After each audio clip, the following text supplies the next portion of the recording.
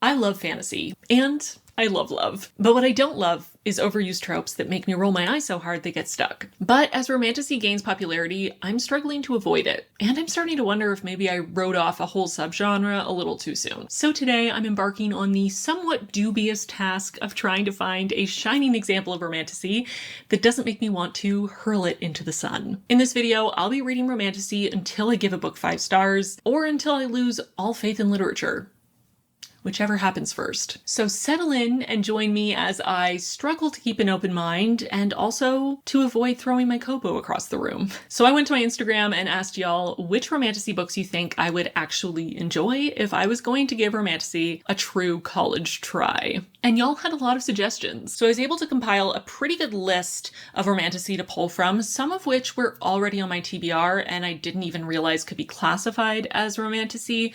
So I'm feeling a little bit more optimistic about this challenge than I was when I first came up with the idea for this video. Here's the full list of books that were recommended to me by my Instagram followers, and these are the ones that stood out to me most when I read the blurb that I felt a little more drawn to, so they're likely the ones I'm going to start with. And before I hem and haw for ages trying to decide which book I'm going to subject myself to first, read first, I want to thank this video's sponsor, Parade. Now, I've talked to you about Parade before because they're my favorite place to get underwear and bras and loungewear. Their pieces are super comfortable, super supportive, and also really unique and fun, and let me pick pieces that really reflect my personality. I'm lucky enough to work from home, and that means I can kind of wear whatever I want day to day, which means I choose to be as comfortable as humanly possible, including my bras and underwear. I love that Parade cares about sustainability and their goal to become the world's most sustainable underwear brand and reach climate positivity by 2025. I'm currently obsessed with their new Peekaboo Scoop Layered Bralette. This thing is so ridiculously comfortable while also being very supportive, and I just feel so darn cute while wearing it. As soon as I saw it on the website, I knew I was gonna love it, so I ended up getting it in 3 different colors, and I don't regret a thing. And I'm absolutely obsessed with it. The Lush Rib fabric is one of my favorite fabrics Parade does. It's so buttery soft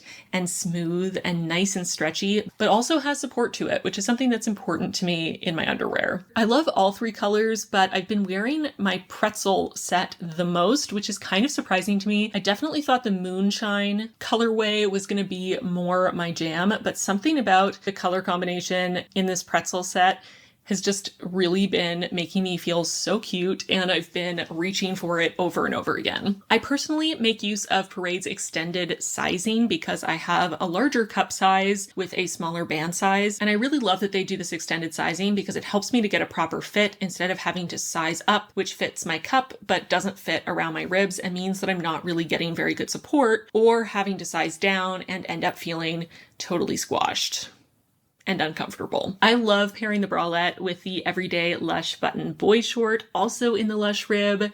These are so comfy. I love the little buttons in the front. That extra detail is so adorable. I love that this bralette feels a little bit like a mix between sort of a day-to-day, really soft, cozy bralette and almost more of a sports bra type of bralette. It definitely has more support than a lot of my other bralettes, which means that if I spontaneously decide to do some yoga in the middle of the day, I can. And I'm cozy while I do it. Parade is always releasing new limited edition collections, and they have a couple really exciting ones coming soon, so definitely keep your eyes peeled. Parade is running their biggest sale of the year right now, their summer sale. These are the best deals you can get on Parade's already amazing prices, and you can use my discount code to get 50% off on the site from June 1st until July 5th. Honestly, you deserve to be as comfy as I am. Okay, so now it's the moment of truth. I have to pick a book to start with, and honestly, I'm feeling a little bit of trepidation, but I'm sure it's gonna be fine, right?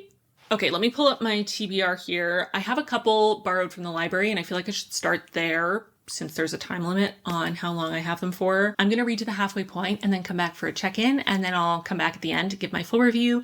And as always, I'll do both spoiler-free and spoiler-filled updates. But of course, everything will be clearly marked, so you won't be spoiled if you don't want to be. And now, enough wasting time. I need to just go and start this book. Wish me luck.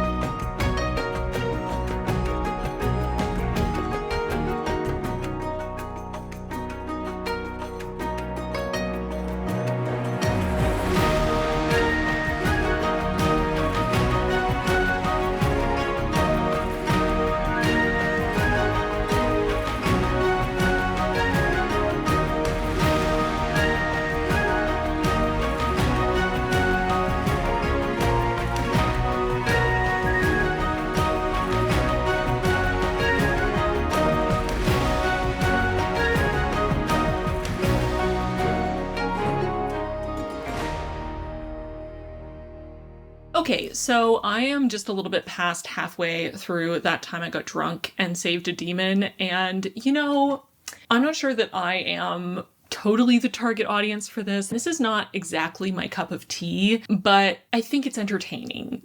So far it's harmless. So this is very much like a rom-com, very silly, jokey, tongue-in-cheek, self-aware romance that takes place in a fantasy setting. So this is definitely romance first, so I suppose it solidly fits within the romantasy category, but it's also a lot more lighthearted and silly than the other romantasy that I've read or sort of been aware of, so it's kind of in its own category.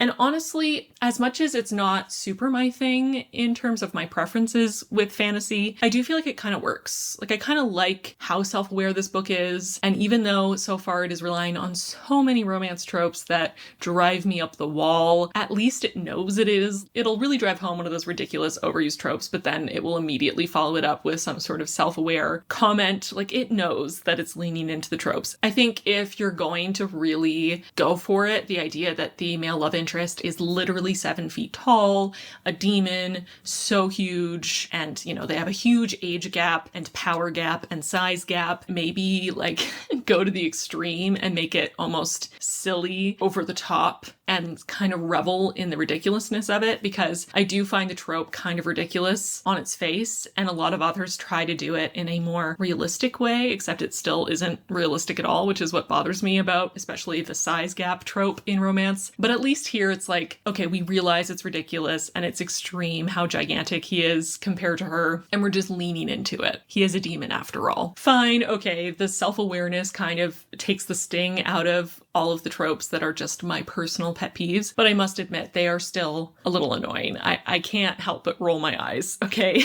I just can't help it. I also can't help rolling my eyes at moments where the main character releases a breath she didn't know she was holding.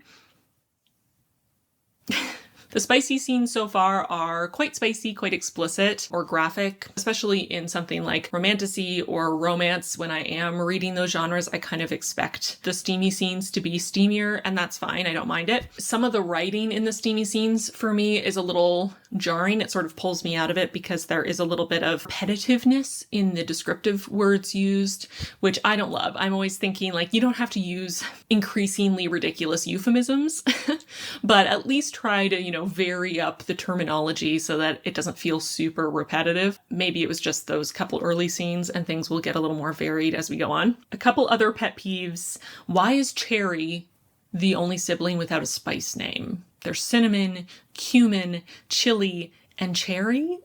The naming in this book in general is really silly, and again, it does kind of feel like a tongue-in-cheek, sort of on-the-nose, possibly even making fun of the silly naming that happens in a lot of fantasy, and especially romantasy, at least what I've read of it. But I mean, come on, it's really silly. It's kind of stupid. Also, describing the male love interest's genitalia as another weapon. Jail. Horny jail. I do wish we were getting more of Cinnamon's inner thoughts. We are in her point of view, and we get a lot of her inner thoughts about how hot Fallon is, but we get very few of her inner thoughts about other things. I think the only real exception is we get a little bit more of her perspective on being adventurous and the loss of her sister Cherry and that kind of aspect of her personality. So far, it hasn't gone as deep as I would love it to, and we don't really get anything else. So I don't really know, who is this character? Why should I care about her? Why should I be invested in her story and in her love story, other than the fact that she is the protagonist and she's like spunky and funny? I want a little bit more. So I'm hoping we get more, because getting to the 50% mark and still not really knowing our protagonist, especially in a romance, like for me, I'm more willing to accept that a book is less character driven and more plot driven when it is sort of a genre fiction that is not predicated on the relationships. But if you're trying to sell me a book as primarily about the romantic and or sexual relationship between two characters, you better develop those characters well, because if I don't care about them, I'm not going to care about their relationship. So that's kind of a sticking point for me so far. She's fun. I like her, but I don't feel like I know her yet. Also, I would like to start a petition for authors to stop having male love interests call female love interests in heterosexual romance good girl in steamy scenes. It just, I find it so uncomfortable and unsettling. I don't like it. Please make it stop. One more thing that's non-spoilery before I get into a little spoiler section for the first half is that Cinnamon agreed to this plan way too readily. She believed Fallon way too quickly and sort of overturned an entire lifetime's worldview, her religion and faith, the entire structure of the world she lives in. She was totally willing to flip it on its head after one conversation with a demon who tried to kill her the day before. That feels way too quick. And I get that this is a shorter book and we kind of have to keep the pace going, but I really wish it had taken a little more time for her to trust and believe him. It just happened too quickly for me, and it doesn't really feel earned, you know? Okay, so now I'm going to share some spoilers for the first half, so check out the chapters in the description box to jump to the end of those if you don't want to get spoiled. Okay, spoilers for the first half. The fact that Fallon is 100 years older than her. Why? I get it that there's this common thing where the male love interest is some sort of god or mythical creature or whatever, and therefore has been, living for a millennia and is super powerful and old, and then he falls in love with some 17-year-old, which is problematic in and of itself. And at least in this case, our female love interest is a full adult. She's 24, so she's not a literal child, which is great. Thank you to the author. But he's still 100 years older than her, and I just... come on, why? Couldn't he at least be, 30? Something, there's no reason why he has to be some ancient creature. And the fact that he's a dragon and he is, this huge, super powerful, possibly, the most powerful of the demons, it just adds to that dynamic of not only do they have a size gap and a power imbalance there, but they also have this huge age gap and that power imbalance. And then they have a huge literal power imbalance. It just bothers me. And I get it. I get some people like that. I guess people like that. They must, because it's so common, but I don't personally. And I'd love to read Romantasy where there is no power imbalance, or maybe even a power imbalance in favor of the female love interest if it's a heterosexual romance, because outside of the fact that I find it a little bit problematic, and I'm not going to get into it yet again because I've talked about this so many times, why I don't like size gap romances. I feel like it's self-explanatory why age gap and power gap and just power imbalances in relationships is not the most healthy way to portray relationships, and to continue to sort of romanticize this dynamic could actually be harmful in real life. But I've talked about it enough. Other people have talked about it enough. I don't think this is the place for me to go on an excessively long rant about it, but even outside of that, it's just boring. It's been done so many times. I want to read this story, but gender swapped, where the woman in this heterosexual dynamic is the all-powerful ancient dragon demon, and the man is the lowly human, and she's bigger than he is, for that matter, even when she's in her humanoid form. Okay, just give me something different, I'm tired. And that's part of why I get annoyed sometimes reading contemporary romance, reading Romantasy. The same tropes are used over and over again, and there's no unique spin. There's no turning the trope on its head. It's just the same thing over and over again. And I know for some people, reading the same thing over and over again feels comforting. It's, relaxing because they know what to expect and they know they like it. And so, it's a sure bet for them, but I just find it boring. And maybe it's an ADHD thing where I need constant newness, but I just want something new, do something different,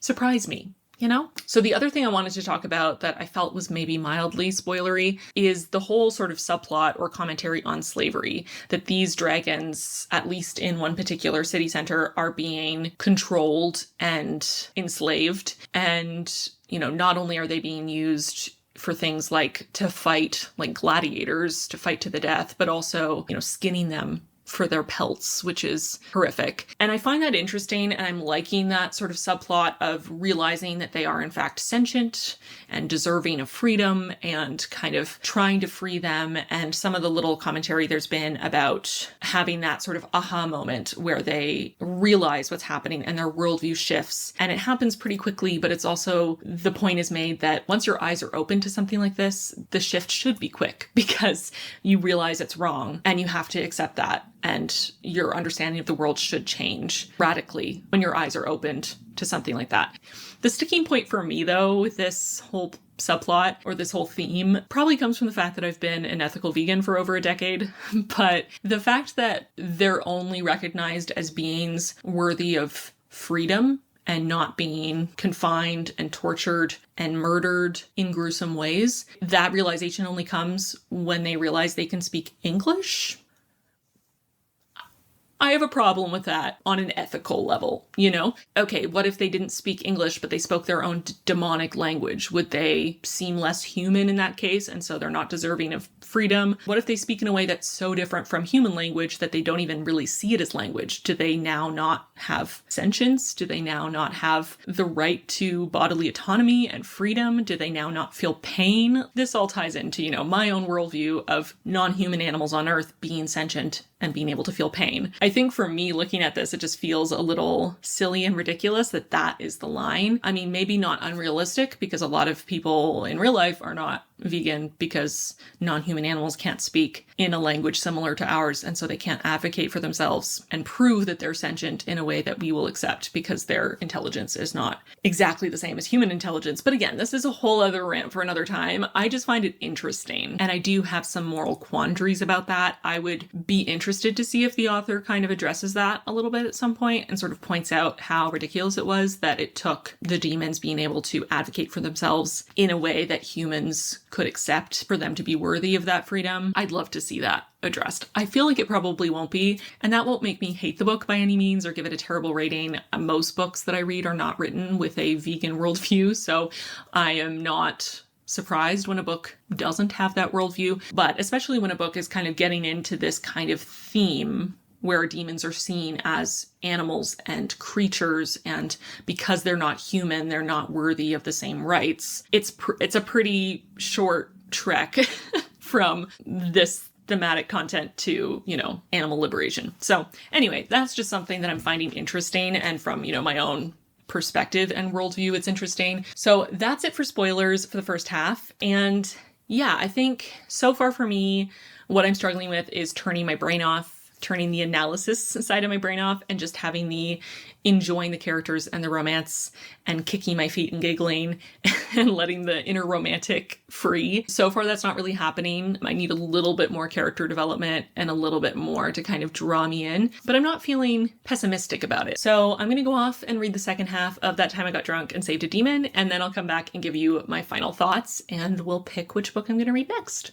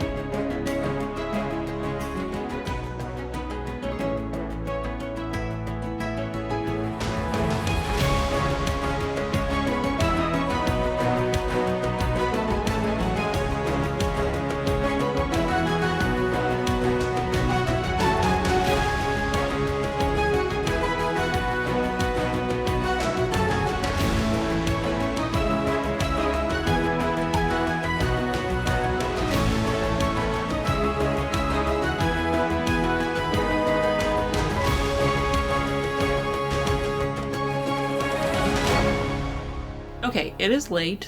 Chewy, I don't know what Chewy's doing, but I just finished That Time I Got Drunk and Saved a Demon, and I thought I would just do my update now instead of waiting for tomorrow. So this book was fun, and I feel like that's kind of the point. It's supposed to be fun, and it is. It's not really my kind of book. I feel like this is much more focused on the steam than it is on the romance, which is fine. I typically prefer a lot more of the romance, the character development, that emotional connection. I don't mind the steam. Steam is fun. This was very steamy. I think it did a good job with the steam. Not all of the specific steam in this book is my cup of tea personally, but that's fine. It's very steamy. It's pretty explicit. So if that's something you're looking for, it definitely has, leaning towards erotica level steaminess, I would say. The storyline was fun. It was definitely very quick. It felt a little rushed. There were definitely moments where characters made decisions way faster than it felt like they should, accepted worldview shifting information much more easily than is realistic, I would say. But it was fine. The storyline was interesting. I liked, the magic. I liked the conflict, the struggle that they were against. I found that interesting. The world building was pretty minimal, and I found the characters pretty fun, even though I wanted more from them in terms of their development and how real they felt, and just really diving into them, because that's something that I really enjoy in my books in general. But again, like I mentioned in the first update, I really like that in romance because it really helps me to fully invest in, especially whoever is part of the central romance, to, really get invested in their love story. And here, while I liked the characters, I liked Cinnamon, I liked Fallon, I liked a lot of the peripheral characters like Felix, etc. Yeah, I felt like I wanted more from them character-wise. I just wanted more interactions, more inner thoughts for our protagonist, more depth and complexity. Personally, which again, I just feel like, what I look for in books is not really what this book is trying to deliver. And this book was a lovely, steamy, silly romp, and there's nothing wrong with that. I was entertained while I was reading it. I think it was good, and I'm probably going to give it 3 stars, which is definitely not bad. For me, 3 stars is a good book. I just don't think that I am the reader for this book, and that's fine, because not every reader is going to be for every book, and not every book is for every reader. So this was an interesting experiment. I saw when I finished it that there is at least one more book in this series that I think maybe focuses on Felix, and I did really like Felix, so I might read the second book. Maybe I'll just download it on my Kobo, and the next time I'm in a reading slump, I've read a lot of intense books in a row, and I'm feeling a little bit emotionally drained, maybe that will be the perfect time for a fun little steamy romp with lots of silliness and shenanigans. So this was cute. 3 stars from me for That Time I Got Drunk and Saved a Demon. I think that's it for non-spoilers. So I'll do a quick spoiler section just to tie up the threads I can remember from the first update. Spoilers now. The slavery subplot did not get any deeper or have any more development, kind of like I expected. I still thought the subplot was interesting, but it definitely didn't go really any deeper than that sort of surface level inclusion of the theme, which is fine for the kind of book this is.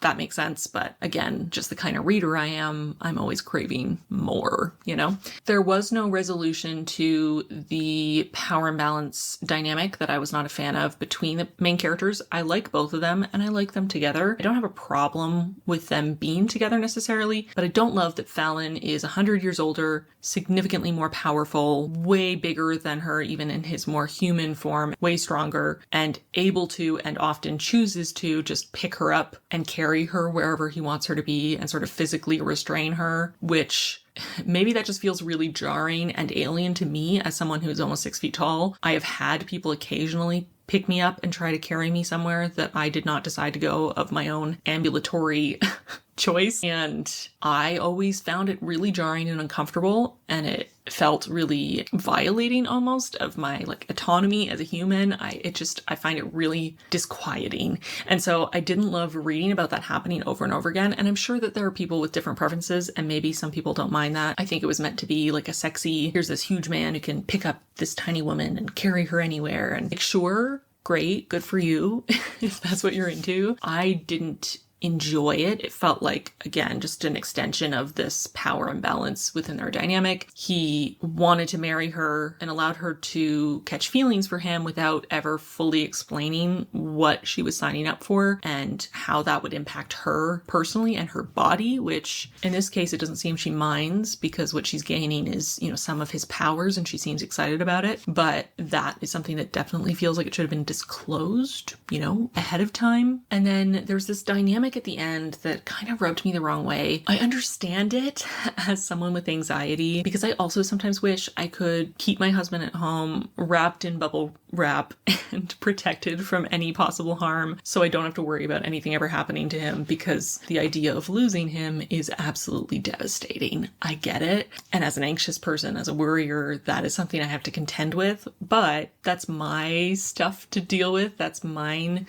to process and get therapy on and to work on so that I'm not putting that level of anxiety and worry and overprotectiveness and like control on another person. It's finding accommodations for my anxiety and worry that do not feel restrictive and overly controlling of my partner and his own autonomy to live his life. And at the end of this, Fallon is so terrified that something could happen to Cinnamon that he's like, I'm just going to keep you here, like forcefully. I will make sure you don't leave this little island ever again because I don't want anything to happen to you. And she's, understandably not a fan of that idea. But instead of them working through the anxieties that are causing that in him so that they, don't have issues in the future in their relationship where he is controlling of her body and choices and physical location at any time and he needs to know and, be aware of her constantly, they just figure out a way that he can use magic to protect her. And I mean, sure, if that was an option, I would love to use magic to protect my husband. I didn't like that it wasn't resolved in a way that acknowledged Cinnamon's autonomy. I don't love that it ended on that note. It was a bit of a sour note for me, which sucks because I did like them together. I thought they were cute. I was happy that they were happy. Just kind of left a bad taste in my mouth. Again, maybe it's being in my 30s now and, getting close to a decade with my husband. And I'm just thinking like, you need to have these conversations and work through these root issues now because they are going to come back over and over again. Until you deal with the root cause of the issue, it's better to deal with it properly now instead of put a band-aid on top of this tendency to overprotect and control to ease anxiety. So anyway, I don't know if therapy exists in this world. Those are my spoiler thoughts. And that is all I have to say about That Time I Got Drunk and Saved a Demon. And yeah, 3 stars, solid, cute. Would recommend if you enjoy all the things that I already said about this book. Would not recommend if you're more of a high fantasy, intricate world building, political intrigue kind of fantasy reader, because that's not really what this is doing. I am going to go off and start another book for this challenge, hoping that I might get a 5-star read, because that is the goal. I think what I'm going to read next, because I have had good luck with this author in the past, I read one of her books, which was also fantasy, and I feel like some people could probably classify it as romantasy, but I don't feel like the romantic relationship was really the forefront of the plot. It was more so fantasy with a romance subplot in my mind. But I enjoyed it. I think I gave it 4 stars. I really enjoyed the experience, so I feel optimistic going into another book by this author, and that is Rebecca Ross, and the book is A River Enchanted. I've heard really good things about this. From what I've read in reviews and what people have said in recommending it to me, it seems like this might be a little more romance forward, hopefully, because it would be too bad if I couldn't even really classify it as romantasy. But like I said, I really enjoyed Divine Rivals, gave it 4 stars. I have high hopes for this. I feel like I've seen a lot of people say the writing is really beautiful, and I was really impressed by the prose in Divine Rivals, so I'm excited for that. And I feel like the tone of this is probably going to be very different from That Time I Got Drunk and Saved a Demon, which will be interesting. So fingers crossed that this will be a winner and I will have a 5-star read. But if not, I have more books ready to go waiting on the sidelines. But it's late. I'm going to go start A River Enchanted and then go to sleep. But I'll be back probably tomorrow to give you my first update. So yeah.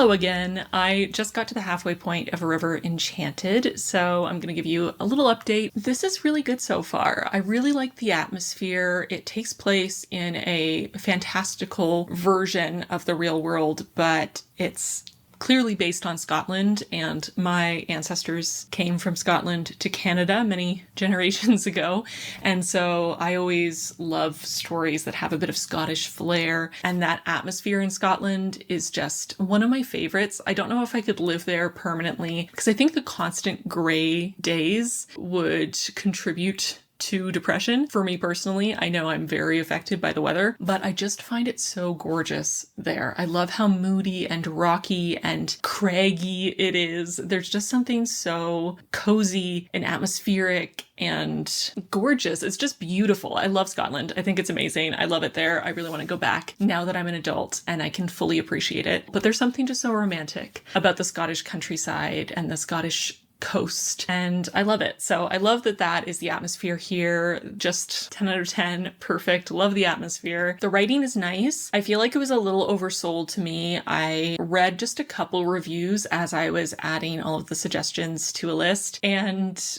I saw a lot of reviews that started with talking about how gorgeous the writing is here, and it's not that it's not gorgeous. I do quite like the writing style, and there are quite a few moments that I find very beautiful, but it's not as overtly poetic or as heavily into the purple prose kind of area of things as I had expected from all of those reviews. I've definitely read purplier prose, and I'm not mad at it. Anytime prose can be more purple, I'm happy, to be honest. So I could use even more of that in here. I could use more poetry and sort of probably what a lot of people would say is like pretension, but give me all the pretension. There are some really gorgeous descriptions of the landscape and just lovely turns of phrase, which I also found when I read Divine Rivals. I quite like Rebecca Ross's writing. I would love to read an adult book by her. It does feel at times like she's restraining herself to make it more accessible to a younger audience, which makes sense. If you're writing YA, you want young adults and teenagers to be able to read and enjoy your writing. You don't want to make it so challenging that they give up. But I would love to read an adult book by her, because I think if she didn't have those restraints, the writing would be just off the wall gorgeous, and that's what I'm craving. In terms of the characters, I'm still sort of on the fence with Jack. He's fine. He's growing on me since he arrived back on the island. And one of the characters in particular that he met for the first time, which I don't want to say anything about in this section because it's a bit of a spoiler, definitely warmed me up to him more. Just his reaction to meeting this person and sort of how heartfelt that was, and how much he cared about this person right away and was feeling sort of protective and loving towards this person. I don't know. I just thought that was really sweet and definitely made me feel warmer towards Jack, but he is a little bit bland, I would say, as a protagonist. Not terribly bland. I've certainly read more bland protagonists in my life, but I don't know. I feel like I don't quite know him as well as I would love to after 340 pages or so. I do, however, really like all of the other characters, basically, especially Sidra. She's probably my favorite character, and quite a few of the other characters as well. Even some of those characters that are on the page for a very short time, at least so far, like Alistair, are fantastic, and I really like them, and they feel very vivid. So I feel like because so many of the other characters, even those ones that are barely on the page, have so much going on, and we feel like we get an understanding of who they are, even from one interaction, it makes me wish we were getting more from Jack. Also, I love that Jack, as our protagonist and the male romantic lead of this story, is not some huge, gigantic, super muscly, like, warrior man. He's a bard. He's more creative. And while he is tall, it seems, he's not, the tallest of all the men, and he's relatively slim, more like a beanpole, which, I appreciate that for a little bit of variety. I was excited for a brief moment that he was actually going to be maybe the same height as the female romantic lead, or maybe even slightly shorter, because when they were children, she was taller than him. But alas, he outgrew her, and my dreams were dashed upon the rocks. But it's fine. I know I'm very dramatic. I do love that we got a little bit of variety with him as a love interest, not being super brawny and huge, but I would have loved for them to be, you know, the same height, or maybe him to be a little shorter and for her to be this tall, statuesque, you know, future leader of their clan and, you know, powerful lady, which he is, but he's still taller than her, which is just, you know, one of those things that I always notice as a tall woman myself. I really like the world building and the magic here. It feels very fairy tale, folk tale like, with the spirits that are sort of elemental spirits, and the magic system, which is more of a sort of working with your hands, creative expression kind of magic, whether it's magic through music or magic through weaving. I really like that. I find that really interesting, and I'm liking how the spirits of water and fire and wind and earth are being incorporated into the story, and that the spirits are complex. They're not just good or just bad, and some of them may try to trick you and trap you, while others might try to help you achieve your goals. I find that interesting. I'm liking the variety in the different types of spirits as well, and I like that the magic has a cost, and I'm liking the way the plot is going. At first, when the central conflict was revealed, I was a bit nervous because I have seen that concept, that premise done very well, but also very badly and almost an exploitative sort of way. Not that I expected Rebecca Ross to write it badly, and so far it seems like she's handling it well, but I did get a little nervous about the premise, and the romance so far is very slow burn. I am wondering if I'm going to finish this and kind of come to the conclusion that I wouldn't consider this romantasy, but just YA fantasy, because as much as there is a romance and it is progressing, it very slowly, I'm not sure that it is as central to the story as I think it needs to be considered romantasy, because a lot of fantasy has romance in it in one way or another. It's just often, you know, secondary to the plot and the character development and the magic system, the world building. So I'm starting to get worried that I'm going to finish this and give it 5 stars, but then not be able to count it because I'm not going to consider it romantasy, which would really suck. Although it would mean that I read a 5-star book, which is always a good thing, even if it messes up my plans for a video. There have been a couple moments that have had me really in my feels, which again, I'm not going to say what they were because I don't want to spoil anything, but there were a couple moments that I was on the edge of my seat, feeling very stressed and really worried for the characters, and all of my caring, maternal sort of instincts of wanting to protect characters that aren't even real were coming out. And that to me is always a sign of good writing, when you are so drawn into the story, you are so invested that you feel your pulse quicken, your heart race, like you can't take a full breath until you know that your favorite character is okay. And there was two moments that were like that so far. So hats off to Rebecca Ross, because I love that. I hope we get more of that as the book continues. And so far, I don't have much else to say that doesn't count as spoilers. I'm just checking my notes here. Another factor that is making it maybe more of a 3.5 to 4-star read for me is that so far it's pretty predictable. I have been able to predict all of the reveals so far pretty far ahead of when we are explicitly told, which again, it is YA, so me as a almost 32-year-old woman, I guess it should be easier for me to guess what's coming, but I always like it when authors are able to subvert expectations or do something a little different or misdirect the reader, but not in a sort of heavy-handed or manipulative way. I don't like red herrings just for the sake of it, or excessive red herrings. I'm very picky about it, clearly, but I do like when authors are able to surprise me, and so far I have not been surprised by anything, which is okay. I'm still liking it. It's just a factor, you know, we'll kind of see what happens in the second half. But that is all I have to say that's non-spoilery. So I'm going to get into a couple little spoiler thoughts, and then I'll go and finish this book. Okay, so spoiler thoughts. I'll tell you the 2 moments that my heart was in my throat.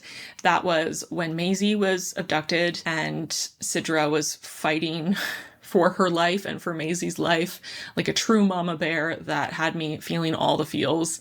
And then when Sidra went looking for Maisie and she thought she saw her in the loch and kept diving deeper and deeper and deeper, and Maisie was always just out of reach until she realized that a water spirit was trying to trick her and either drown her or trap her there forever, and she barely escaped with her life. That moment, that scene was intense, especially as someone who has just a little bit of thalassophobia. It was pretty intense, but both of those moments were incredible, and they both really cement Sidra as my favorite character in this book. And the character that Jack meets that made me warm up to him a lot more is his little sister, who he didn't know he had. And she is adorable. I love her so much, and I love their dynamic, and I love that Jack immediately after the shock wore off was so excited to have a little sister and is so kind and patient and loving with her and very protective and, you know, wanting to teach her skills and listen to what she has to say and just be part of her life. And it's so touching and sweet, and I'm gonna cry talking about it, especially as someone who always wanted to be a big sister. Love that. Love to see it.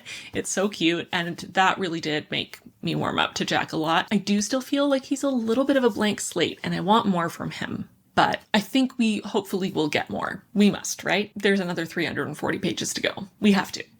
I do feel like a lot of it has been predictable. I've been able to predict that it was their rivals on the island who were stealing the girls and not the spirits. I was also able to predict that it was going to be childhood friends to enemies or rivals to lovers plotline, which it is so far. I was able to predict that Maisie would be the next to be abducted. A lot of the sort of major reveals that have happened so far have been pretty clearly telegraphed, I feel like, and I would love a little bit more mystery. Just my own personal preference. I guess I'll share my theories that have not been revealed yet. My theory is that Jack's mother is having children with one of their rival clansmen, the Brecken. She lives near the border, and she will not reveal who their father is, no matter what. I feel like the book is trying to make us think that maybe she's having children with a spirit somehow, but I hope that that's not the case, because I don't want our protagonist to be an extra special chosen one, half spirit, half human, overpowered character in the story that can quickly resolve any issues with their magic. I mean, he does have magic, but not necessarily half a spirit level of magic. So I prefer the idea that there is some sort of star-crossed lovers, opposing clans romance going on, and that's why she feels like she can't say anything. And maybe that will allow him to help his soon-to-be wife, the heir to the leadership of the clan, to, you know, work together to forge a new bond and bring the island together and work as a team instead of constantly battling and being at odds. So that's it for spoilers and for my halfway update for A River Enchanted. I'm going to go read the second half of this book, and then I'll come back and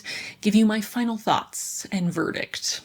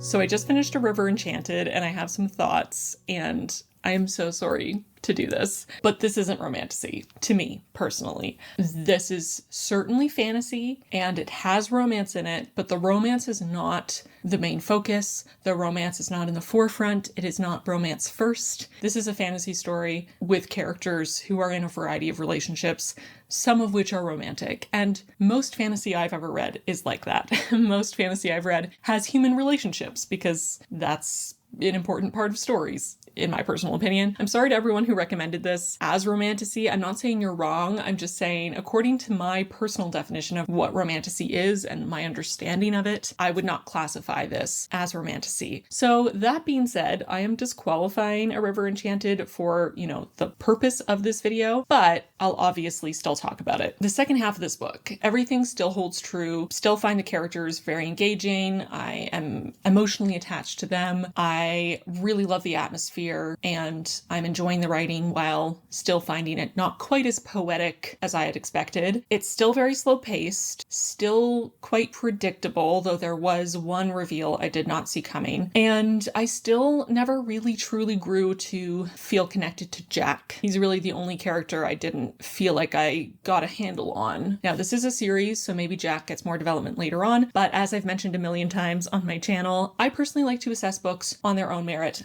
as a single standalone book. Even if they're part of a series, sure, I will incorporate context from the series, especially if they're not the first book in a series, but I think every single book should be able to stand on its own, even if it's part of a series. That's my personal preference, and that's how I evaluate books, because I don't start a series thinking I'm going to then go through and read every single book in the series immediately to feel like I get the whole arc of the characters and the plot and have a satisfying ending. I expect a series to have sort of a series-long arc for the characters and the plot and the themes and relationships and so on, but I expect each book to have their own mini arcs and their own sort of self-contained, satisfying pocket of a story. And for this, I felt Jack's character development was not developed enough for me personally in this book, especially as our primary point of view character, and I didn't think the ending was satisfying enough personally. I get that it's part of a series, I get that the story is not over, but I've read so many series where each book has a really incredible and satisfying ending that feels like a proper end without causing the reader to lose interest in continuing in the series and without sort of interfering in the series feeling like it's all one connected story. So it's obviously possible for it to be done. And I've come across this now twice with Rebecca Ross, both with Divine Rivals and now A River Enchanted. Both of them did not have a satisfying end and both were very abrupt. You turn the page and it's just suddenly over and you don't expect it to be over. It's just kind of an odd place to cut it off. So this seems to be a bit of a theme with Rebecca Ross, which is too bad because I am enjoying her stories and her characters and her writing style, but I really don't like how she ends books that are part of a series. I also discovered shortly after finishing this that it is considered Rebecca Ross's first foray into adult fantasy. This book doesn't really feel like adult fantasy to me. It definitely feels very YA coded, maybe new adult, because I will say that Sidra, as one of our point of view characters, she is an older character, not that old. It seems like she's maybe in her mid to late 20s, but she does have a more mature view on life and role in life, and her portions of the story did feel a little bit more mature and possibly more aimed at an adult audience, but the rest of the characters and the rest of the story felt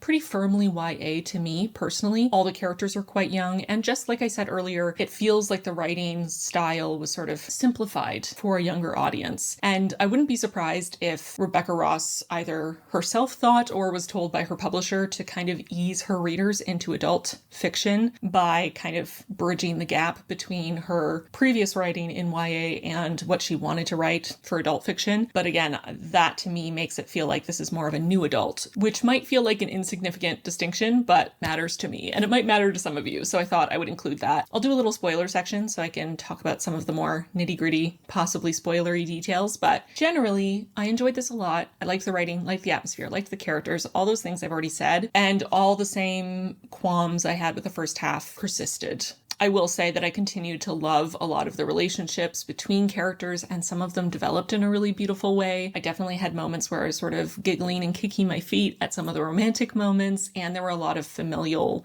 moments that were very sweet and heartwarming. Now let's talk a tiny bit about spoilers for the second half of A River Enchanted. So my prediction that Jack's father was a Brecken, their rival clan, was correct, and same with his sister. That played out basically exactly how I expected, which again is not necessarily a bad thing. I just wish it had been a little bit more ambiguous for at least a little bit longer so that I could have fun coming up with theories. It just felt too obvious what was going to happen. And then when it was revealed, Jack was in so much shock, like he could have never expected this as an option. And it just felt a little silly because it felt so very obvious that that was the answer. I was, however, surprised that Adara was a full-blooded Brecken who was a sickly baby and meant to be left in the forest to be sort of blessed by the spirits, but was actually taken by who turned out to be Jack's father across to the east and given to them to take care of, and was eventually passed on to the laird and adopted as their own because all of their natural born children had passed, and they just raised her as if she was their own and never told her or anyone else. And I didn't see that coming, so I am glad that there was at least one little twist or surprise. I don't know that I was that affected by it. I feel like I needed a little more of her relationship to her parents to really feel that devastation of her realization that they weren't her biological parents, and kind of dealing with that, feeling betrayed that they weren't honest with her about her parentage, especially because of their contentious relationship to the West and the Breckens. I feel like Rebecca Ross was trying to kind of pepper that in a bit at the end, but because the end was so quick and so abrupt, I just feel like we didn't really get to wallow in that as much as I would personally like. And as much as we did get little snippets of her feelings about her late mother and her father, we didn't get enough moments between her and her father to really feel their connection, and we didn't get to see any flashbacks of her time with her mother to have that connection either. So I didn't feel any of that devastation that I think I was meant to feel as the reader. I liked the fact that the heir of the West is her brother and was taking the young girls as a way to try to pressure the East to admit that they'd stolen his sister and give her back, and that they were keeping the girls safe and treating them well, just sort of waiting and hoping that the East would release their heiress. But it did seem like kind of weird logic.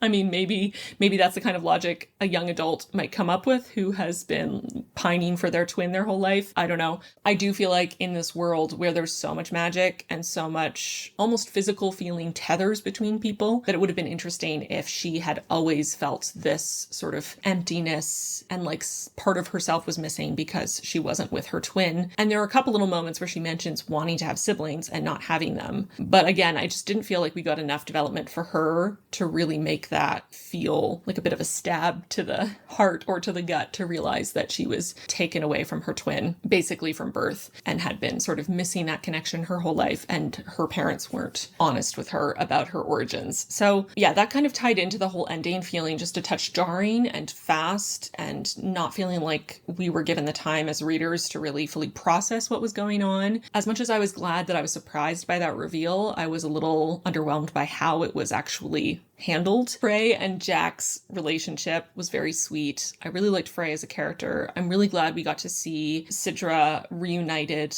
with her daughter, and to have that moment of her daughter actually calling her mum and mummy for the first time was really, really beautiful. I must say I shed a bit of a tear. That was a really sweet reunion, and I loved Sidra as a character. She was the most intriguing to me, and I really liked her very slow burn, sort of mutually decided marriage of convenience and of friendship and of co-parenting turning into a marriage of love, and them sort of building that intimacy and love and care for each other because they were working towards that common goal of raising this child and loving this child together. I thought that was really beautiful, and I really enjoyed the way that she was able to help her husband kind of come to terms with the trauma that he's dealing with, being the captain of the guard and being sort of put into a position where he's forced to kill people to protect his clan and his family, and struggling with that guilt and the blood on his hands, and her as a healer being able to help him realize that he is worthy of changing if that's what he wants, and he's worthy of self-compassion and growth. And I don't know, I really loved their story. I thought that was really special. Not only do I think that making Sidra more central to the story would have made the book feel more adult in general, I also just would have liked it more because I was much more attached to her as a character and her little storyline. I did find the reveal at the end that the West has banned music altogether, and that is the reason why Jack is left behind. A little,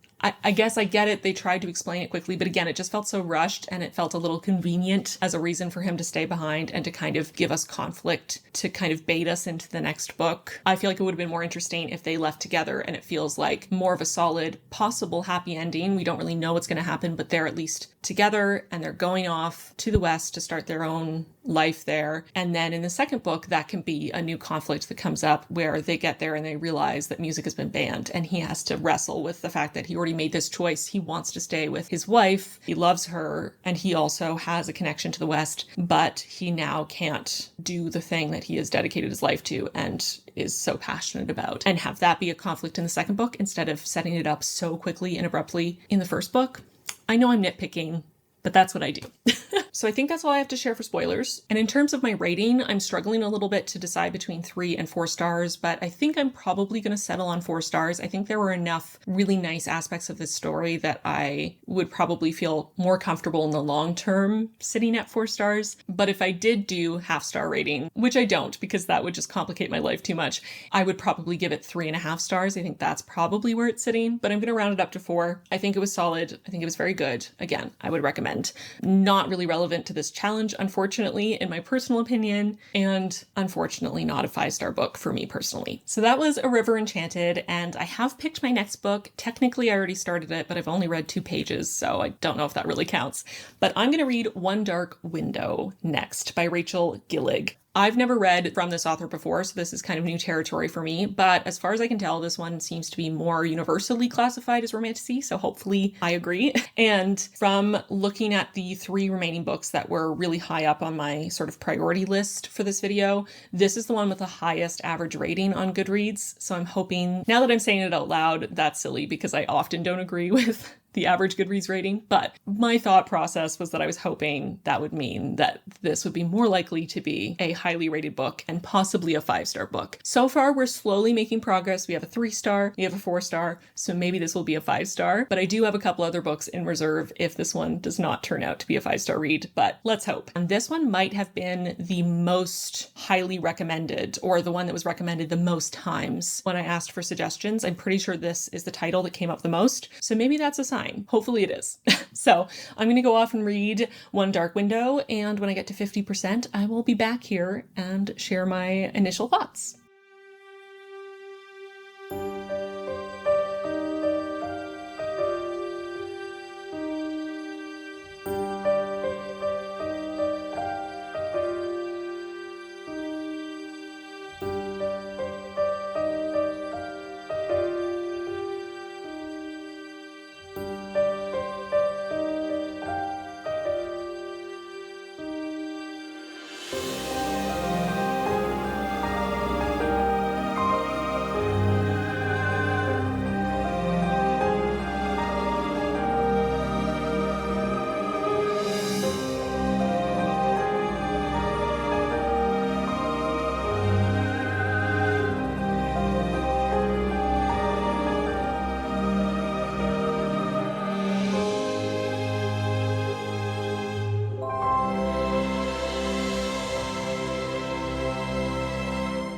I'm halfway through One Dark Window, and I just want to talk, okay? I should have trusted that tiny little voice in the back of my head that said, don't trust the average rating on Goodreads. It never works out for you. But I decided to go against that because this was recommended multiple times. It appeared to be a darker, gothic adult fantasy, and I was bamboozled, okay? I'll just say this up front. I'm not trying to offend anyone who loves this book, and clearly many people do. So if you love this book, I am legitimately happy for you that you love it and you read a book you love. Everyone should only get to read books they love, basically. But sadly, this is not my cup of tea so far. I'm not writing it off completely because there is a slim chance it could come up from behind and get a high rating in the second half. But considering how the first half has gone, that's going to be very difficult.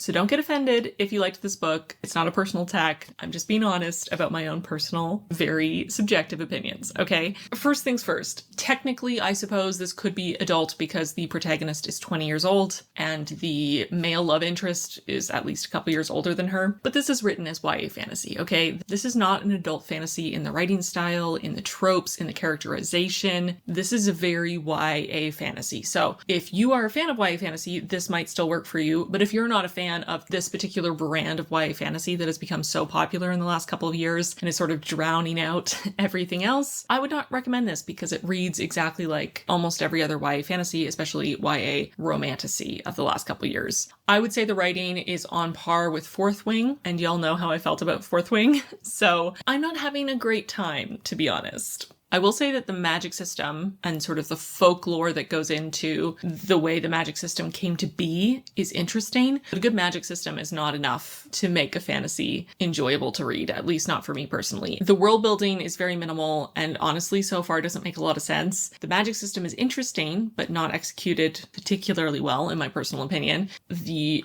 folklore and the history of the magic system being developed is interesting conceptually, but again, not executed very well. And then the premise is very simplistic and very run-of-the-mill. We've seen it a million times. It's a little reminiscent of Pokemon, which, having to collect all of the special cards in a deck is not really a unique concept, nor does it feel very adult. It has a very juvenile quality to it, especially the way the plot is coming together. And again, the characters, because our protagonist, Elspeth with a P, I don't know. She is supposed to be 20, but she comes across 14 most of the time, maybe 16 occasionally. She has a very young vibe, very much freshman in high school kind of vibes. And we're in her head and we're following along with her. So it's really hard to escape that feeling that this is for a much younger audience than I am as someone in my early 30s. She not only comes across very young just in the way she speaks and thinks and reacts to things, but the way that her interactions are written and the way the story is structured is so simple. It almost feels there were times in the first 10 chapters or so that I felt like I was almost reading a middle grade fantasy. So again, the fact that this is being categorized by anyone as adult fantasy kind of baffles my mind because while the protagonist is technically 20 years old, this is, for all intents and purposes, a YA fantasy, and a very young feeling YA fantasy at that. Something that adds to that feeling of it being for a younger audience is the naming of all the characters. This is yet another YA fantasy that is terrible at naming people. Our male love interest's name is Raven, but spelled with a Y instead of an E, because he's edgy and cool. All the noble families have last names that come from a type of tree, and the author tried to incorporate it into the world building by having every family sort of revere that particular tree that their name comes from, and, for trees in general to be of special importance to these people. But it's very half-baked, and the way it's incorporated into their society and their spirituality doesn't feel particularly well thought out, especially in the fact that every time a character is, having a moment of like frustration or, in a lot of other fantasies, a character might say gods because it's a polytheistic religion. In this case, they say trees. And it's just one of those things that feels so juvenile. It makes me laugh in an uncomfortable, cringy way every time it happens. There's not enough of a through line or development of how trees are deeply rooted. See what I did there? Through their culture and religion and so on and so forth. It just feels very surface level and just kind of plugged in here and there. And that's just not my kind of world building. I love world building like what Samantha Shannon does in her books, which is, it seems like she has spent years creating every tiny little detail, every aspect of her world and meticulously building it into something that is so intertwined, has so much history, has so much gravity and weight to it that you can't help but feel totally drawn in and immersed in the world. And this is the complete opposite, which, as you might expect, I'm not particularly enjoying. I'm also really not enjoying the writing. It is awkward. There are a lot of sentences that are weirdly put together and kind of feel like they've been cut up and then rearranged in a way that changes the meaning of the sentence, but then no one caught it in editing. There's also a lot of poems, and the poems they're not great. The rhymes themselves, the rhythm, it's all a bit off. And we have this sort of terrifying monster creature that's supposed to be 500 years old, really intense and intimidating and scary. And he speaks normally 75% of the time, but then 25% of the time he's either quoting their sort of holy book, which is all written in very juvenile poetry, or he's coming up with his own juvenile poetry. And honestly, if I were 5 centuries old and that was the level of poetry that I could come up with on the fly, I think I would just find a new hobby, you know? Like, maybe it's not for you. It's okay. I'm sure you can find another hobby you're good at. Not everyone is going to be great at everything, and that's okay, you know? And that's a lesson I feel like you would learn after 500 years. So yeah, I'm struggling. And there's, it does that YA tropey thing where the same phrases come up over and over again. And I haven't been tracking all of them, but there's been a couple that specifically stood out to me that I started to track. One of them is calling the male love interest Raven captain of the Destriers, because that's his job. He is the captain of the Destriers, which is essentially the army, the military. And yes, that's his job. And so certainly it makes sense that, from time to time he might be referred to by his title, but he is referred to by his title over and over and over and over again in times where, you could just use his name, or you could use his pronouns, or you could describe him in so many other ways. By the 50% mark, he was referred to as captain of the Destriers 42 times, which is just too many times. Okay. Other examples were not quite so overused, but the word bramble was used far too many times, and sometimes multiple times in a sentence or a paragraph when other words could have been fine. The scary monster dude's voice is described as being oily or an oil slick far too many times for my taste. And the one that's probably bothering me the most is how many times the author is mentioning that Raven's eyes are gray, which is, again, just one of those things that is a pet peeve of mine in YA fantasy that is heavy on the romance. I know what color his eyes are, okay? You told me in the initial description that he has gray eyes. And sure, you might want to occasionally mention, again, the color of a character's eyes. Maybe it's relevant for some reason to the scene, or it's just been a while since the last time you mentioned it and you want to remind the reader what they look like. But every time, or almost every time, Raven is described, or, he's looking at something, it's his gray eyes looked over there. His gray eyes looked at me. His gray eyes found mine. Over and over and over again. Every time his eyes are doing anything, which is pretty much all the time, they're doing it in a very gray way. And we have to be told that every single time. And honestly, it drives me up the wall because A, I paid attention the first time.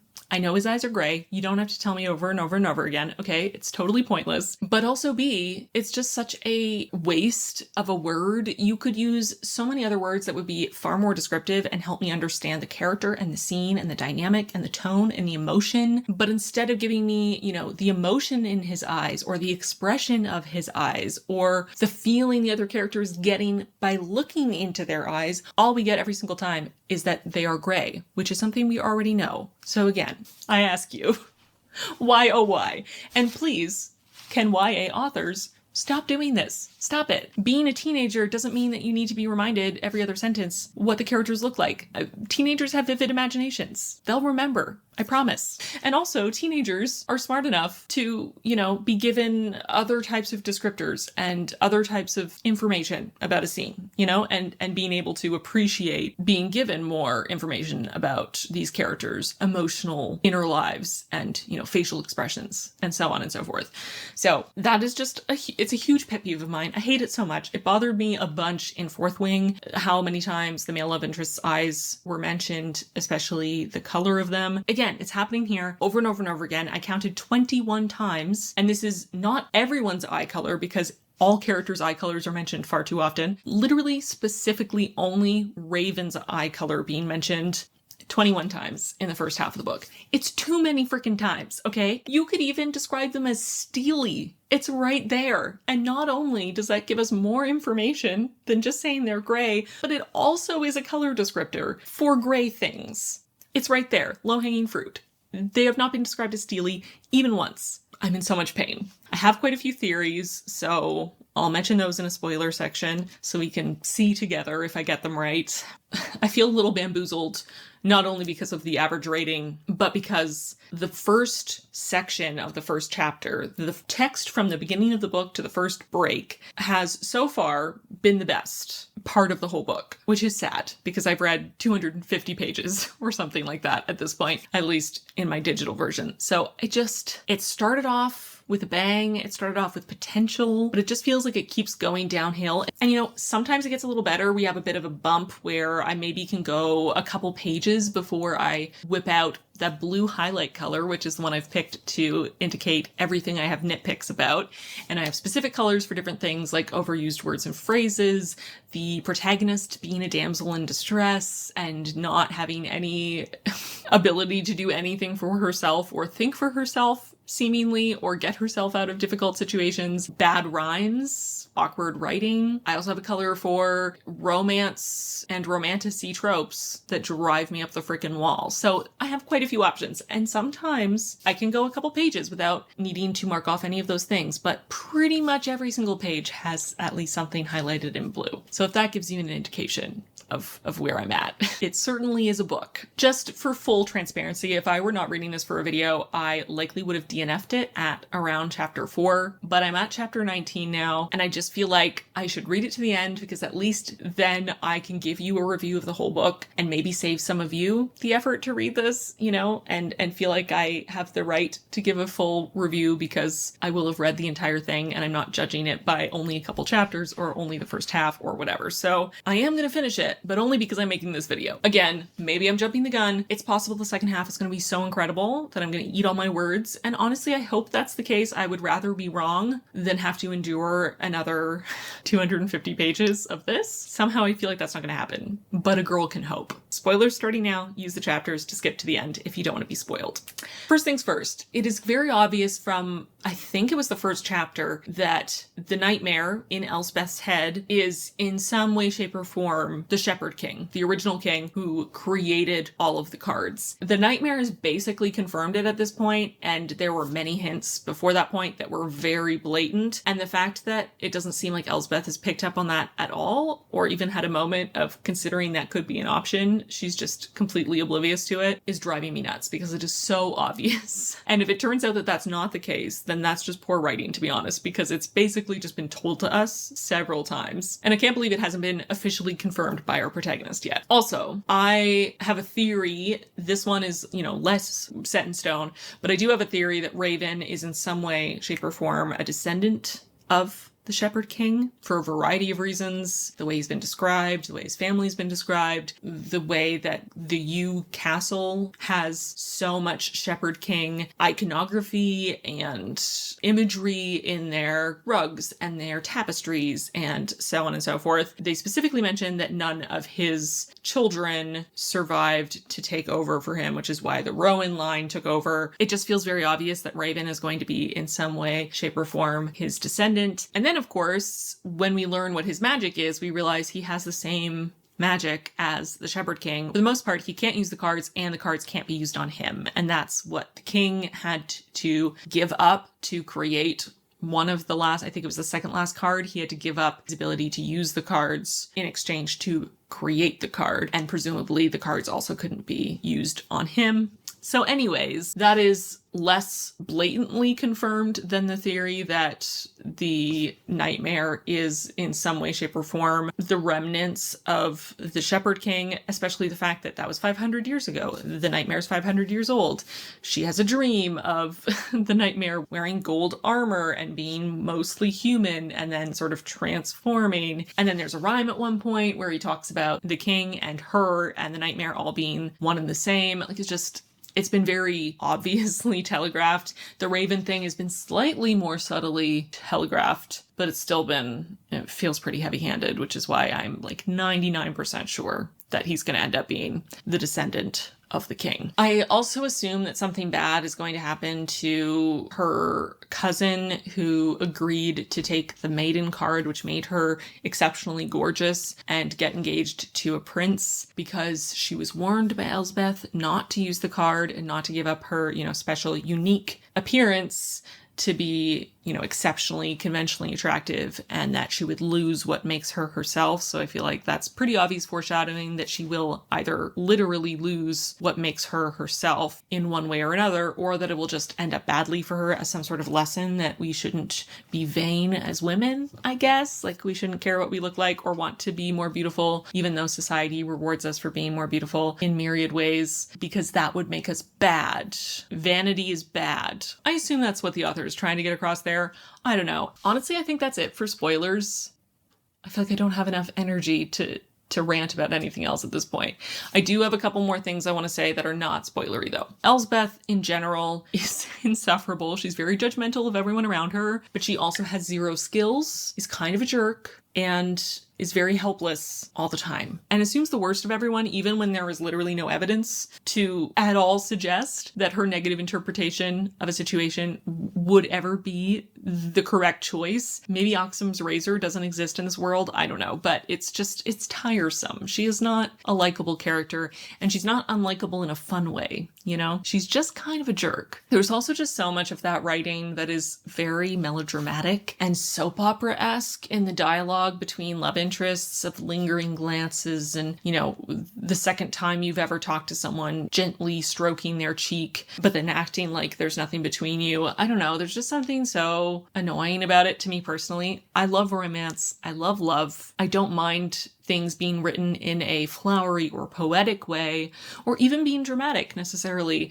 But when things are written like a melodrama and super heightened and angsty and overdramatic in sort of a fabricated way, it just rubs me the wrong way. And I find it irritating. So that's where I'm at. That's the first half of this book. I clearly have a lot of feelings. I feel very tired just from having read it and then having to express my thoughts on it. I think I'm going to stop here and go off and try to just push through and get to the end so I can be done and pick something else, and hopefully that other thing will be a 5-star read, because honestly, if I read a 4th book for this video and it's also not a 4-star read, I think I'm just going to have to accept defeat because I'm suffering, y'all. I am suffering.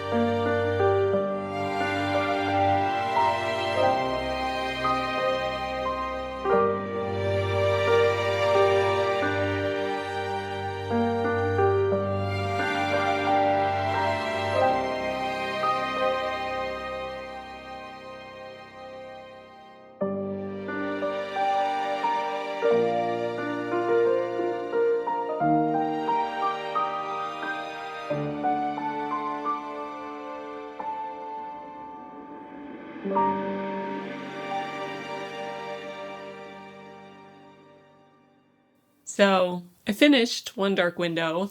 It didn't get better. It truly did not get better.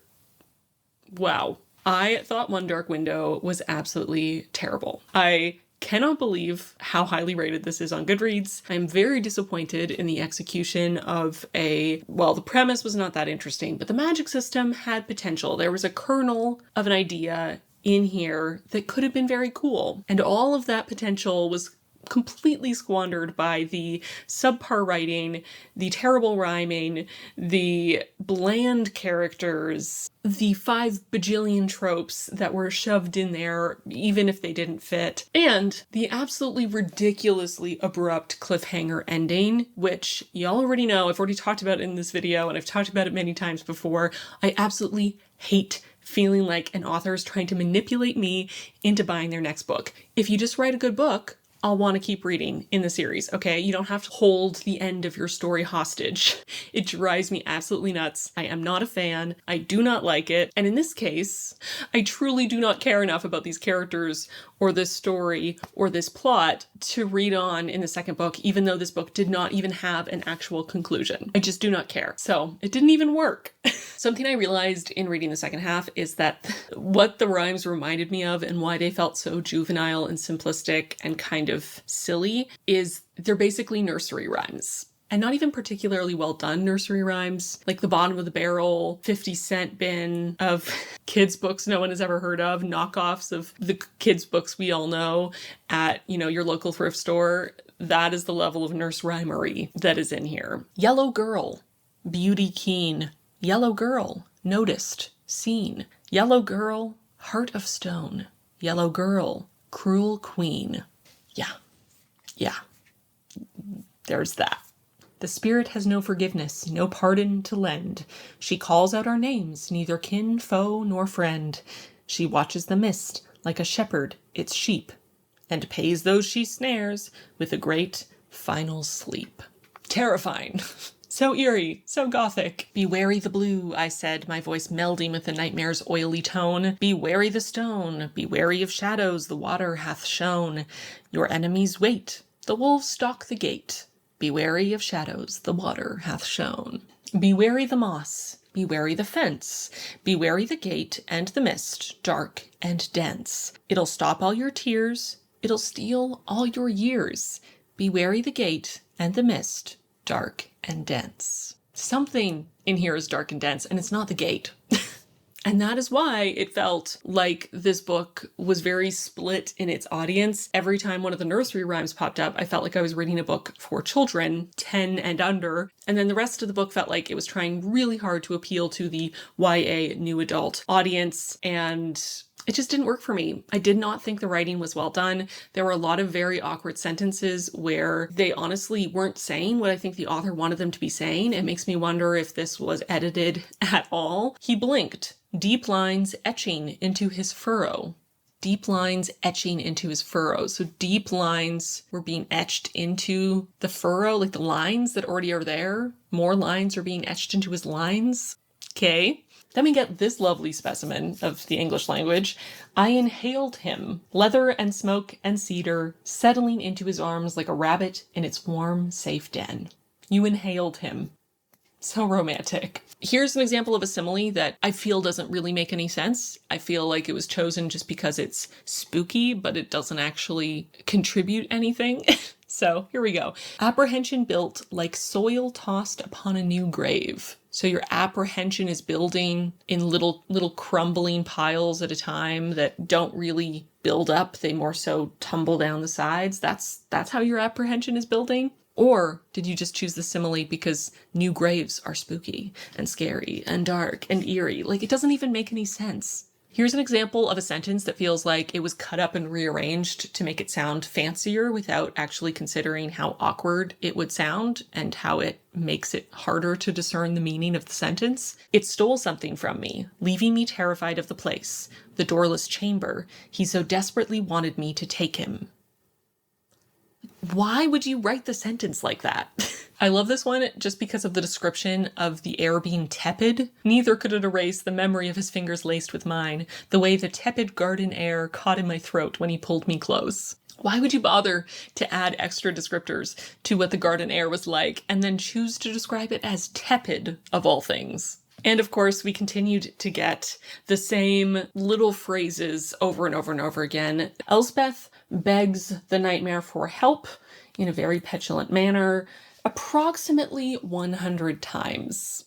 She describes his voice as oily approximately 30 times. She refers to Raven as the captain of the Destriers just under 80 times. Raven Yu, the king's eldest nephew, my father's successor, captain of the Destriers. If my cheek took him aback, the captain of the Destriers did not show it. It's him, I gasped. I assaulted the bloody captain of the Destriers. But I could not say the same thing about going head-to-head with the captain of the Destriers a second time. I tore away from the captain of the Destriers into the thick, impervious mist. I clenched my jaw, hardly able to fathom that I, Elsbeth Spindle, was willingly following the captain of the Destriers into the king's castle. The captain of the Destriers ran his hand over his brow. There in the mist, alone with the captain of the Destriers. The captain of the Destriers watched me, his grey eyes momentarily lowering to my mouth. I kept my face neutral and my eyes on the captain of the Destriers. I watched the captain of the Destriers make his way across the hall, his steps hurried. He was a strange man, the captain of the Destriers. Being chased through the mist by the captain of the Destriers, for one. I glanced up at the captain of the Destriers, caught by something in his voice. You want my magic? I said, cutting off the captain of the Destriers. Those were qualities I attributed to the captain of the Destriers. I'm merely trying to navigate this utter disaster without alerting the captain of the Destriers. I tried to keep my mouth from moving, to lessen the deep unease I felt to be trapped so near the captain of the Destriers. And she mentions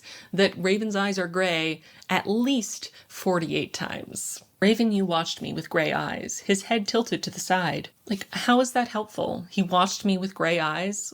He watched me with trepidation. He watched me with steely eyes. He watched me with twinkling eyes. I don't know, literally anything would have been more helpful. At first, the captain said nothing, his grey eyes lost in the darkness twisting down my arm. But as I watched Raven Yu's face, his grey eyes tracing the darkness in my veins, literally on the same page, those two. When I did not move to follow him, he turned, his grey eyes unreadable. Raven held it open for me, his grey eyes tight on my face. The captain leaned back in his chair, his grey eyes never leaving my face. He watched me, something I could not read flashing in his grey eyes. The captain's grey eyes tightened on my face. I looked at the captain of the Destriers, his grey eyes full of me, and then, a couple sentences later, no sooner had our eyes met, a flash of grey. We get it. He has grey eyeballs. Okay. Raven stared back at me, his grey eyes severe as they traced my face, landing momentarily on my mouth before flickering away. Also that, like, flickering away?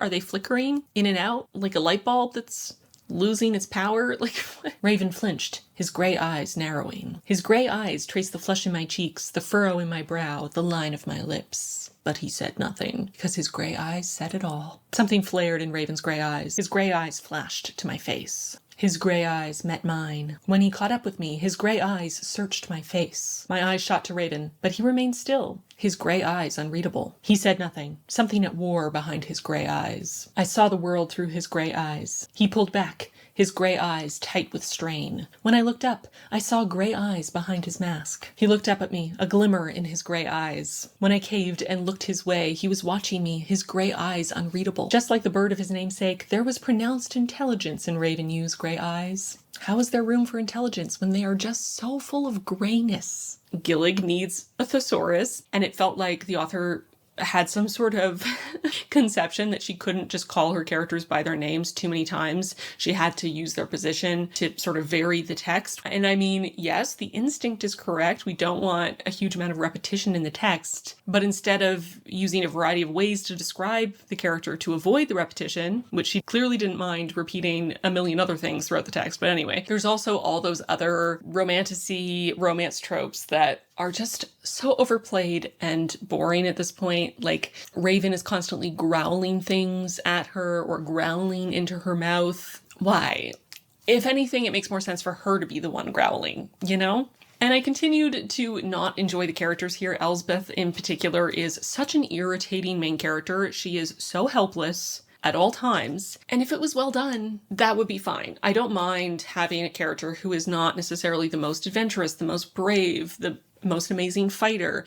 I am totally happy to have a variety of protagonists and to have someone a little different who is sort of not suited to the world she's been dropped into, not really up for all the fighting and the violence and the mysticism, you know, they just want to live their life. That would be fine as long as the character has some other things going on, has some other traits to make them interesting to read about. But Elsbeth is a coward. She's helpless at all times. She cannot figure out how to get herself out of the most basic situations she gets herself into. She doesn't even want to try to get herself out of situations. She just immediately gives up and asks the nightmare in her head for help, and asks for help in the most petulant, childish, tantrum-giving way possible. It's honestly incredibly irritating and distasteful. Here's one of the many, many times that Elspeth begs the nightmare to help her instead of trying to figure out any other way she could handle literally any situation. This time she's been asked if she's in love, and she doesn't want to answer that question because, she's feeling conflicted. She's not ready yet. She's hesitant to give away her heart, all that stuff. So she doesn't want to answer if she's in love, and instead of, I don't know, trying literally anything else, she just gives up immediately. This is beastly, I groaned. Help me. Help you? You heard me. Help! Yep. That is our main character. Amazing. Lovely. Truly a gem. I particularly love this instance of her asking the nightmare for help. It's literally just that she woke up in a room and the lights are off, so it's a bit dark. And instead of, I don't know, turning the lights on, opening the curtains, allowing her eyes to adjust to the darkness, no, she has to ask the nightmare to magically transform her eyes so she can see in the dark. The room was dark, the curtains drawn, but a rhythm inside me told me it was long past daybreak. I sat up and looked around, bleary-eyed. "A little help," I said aloud. He didn't answer at first. "Can't you do it yourself? And deny you the pleasure of gloating over my helplessness?" The nightmare snorted. Because of course he did, because you literally can't even open curtains on your own. She's also constantly judging everyone for being an asshole when she is probably the biggest asshole, maybe with one or two exceptions, but has no self-awareness though. She also is so dumb. She's referred to multiple times by multiple characters as clever, and I'm sorry, where is the clever in the room with us? Because she is so incredibly thick. She is told things point blank over and over again and just right over her head. No idea. Nothing. She cannot put any pieces together, even if they are literally a millimeter apart. No. She must ask for someone else's help to put them together. And even if someone just literally tells her information, she's like a dazed baby chick with her mouth hanging open, just waiting to be spoon-fed, or more accurately, for the information to be regurgitated because she's been already told everything more than once for her to finally digest it in her tiny, thick skull. It drives me absolutely nuts. And again, I don't mind a main character not being the smartest tool in the shed. It's fine. I'm happy to read characters of varying degrees of intelligence, but give her something of interest. Make her funny. Make her kind, make her good at knitting. I don't know, give her anything.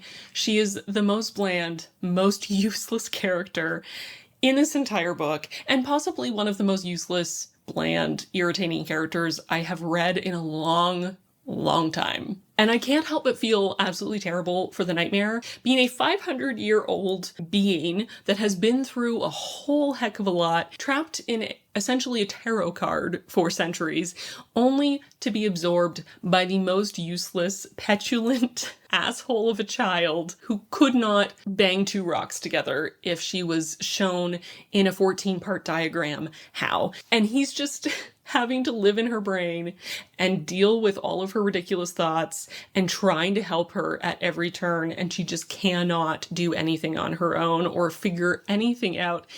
I would honestly go completely mad if I were in that situation. So I get the nightmare, honestly. The nightmare is probably my favorite character in this book and the one that I could relate to the most, because 99% of the time, except for when he was spouting some of the worst poetry I have ever heard, he was just mocking Elspeth for being a total idiot and also very weak and terrible at everything, which she is. So at least he's honest, right?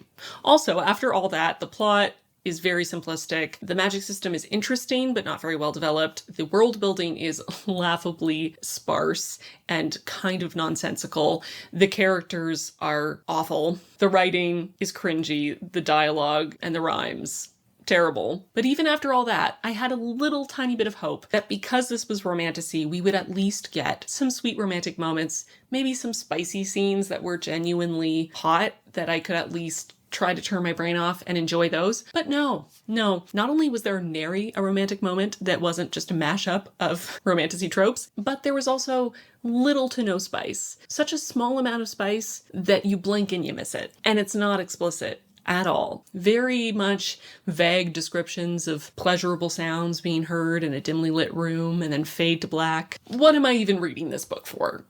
Can someone tell me? The people claiming that this was an incredible gothic, atmospheric, dark fantasy, I just want to have a few calm words with you because this did not have gothic vibes.